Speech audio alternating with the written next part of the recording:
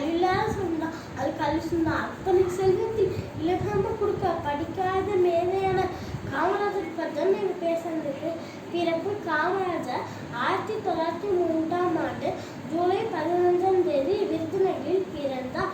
அவர் தந்தை பெயர் குமாரசாமி, அவர் தாய் பெயர் சிவகாமி அம்மையார். அவர் சிறிய வயசுல அவர் தந்தை இறந்து விட்டார்.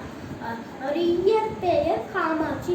காமராஜரின் தாய் அதை ராஜா என்று அழைக்கப்படுவார். காமராஜர் என்னும் பெயர் வந்துவிட்டது. இளமை பருவம் தந்தை இறந்துவிட்ட பின்பு குடும்பம் சூழ்நிலை காரணமாக அவர் மாமா தோன்றிய வேலை செய்தார்.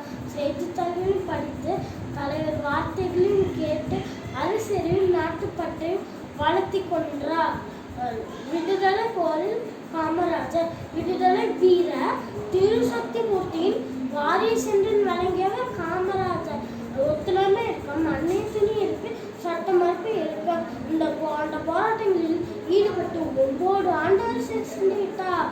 தமிழகத்தின் முதலாக காமராஜர் தமிழகத்தின் முதலாக 1954 பொறுப்பேற்றார். கட்டாய கல்வி, இலவச கல்வி, இலவச மதிய உணவு திட்டம், பல திட்டங்கள் உருவாக்கினார். கல்வி கண் துறந்த காமராஜர் என்று அழைக்கப்படுகிறார்.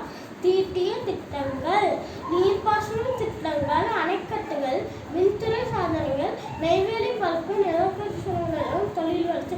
காமராஜர் ஆட்சியால் அசுத்த திட்டங்களால் பலமான நாடு. அதனாலேயே காமராஜர் ஆட்சி காலத்தில் தமிழ் பொற்காலம் என்று கூறிக்கொண்டனர்.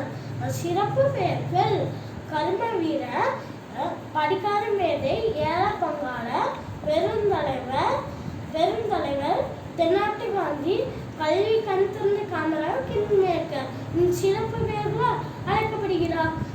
மறைவு காந்திநகரில் வாழ்ந்த காமராஜர் 1975 ஆண்டு தன் 72 வயதிலே காலமானார். 1976 ஆண்டு பாரத ரத்னா விருதுக்கு வழங்கப்பட்டது.